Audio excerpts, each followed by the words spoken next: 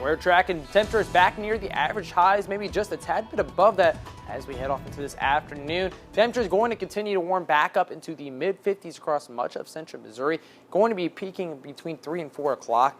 After that, we do start to cool back down. Winds still out of the southwest, going to actually be helping us to keep those overnight lows a little bit warmer, back into the mid-40s for the overnight lows. Columbia, a tad bit cooler, 43 degrees.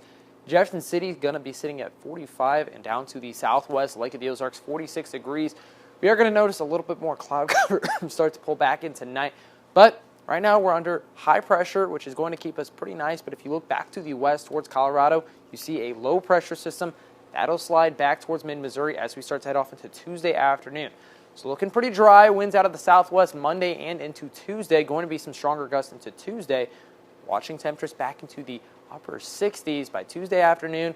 We're going to see some chances of some light scattered showers develop on this cold front as it moves back east. Thankfully, a lot of that really not going to transpire just because that moisture doesn't really meet until it gets back to St. Louis. So just some light showers east of Columbia. Now, as this cold front starts to push back through, we will see a little bit more precipitation on the back end. So we could see some flurries as winds change back out of the northwest. And we're going to be tracking a substantial cool down that will pull out of the area, though, as we start to head off into Wednesday. High pressure moves back in.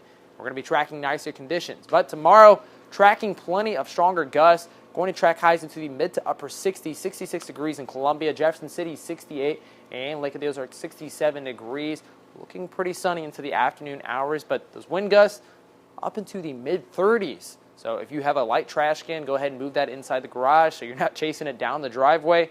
And we're going to be seeing sustained winds anywhere from that 15 to 20 mile per hour during the afternoon hours.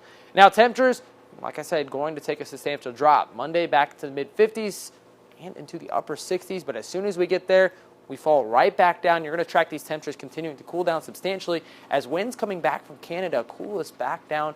Only going to be tracking highs as we head off into Wednesday back into the mid-30s, putting us about 15 degrees below average. Overnight low 20 degrees.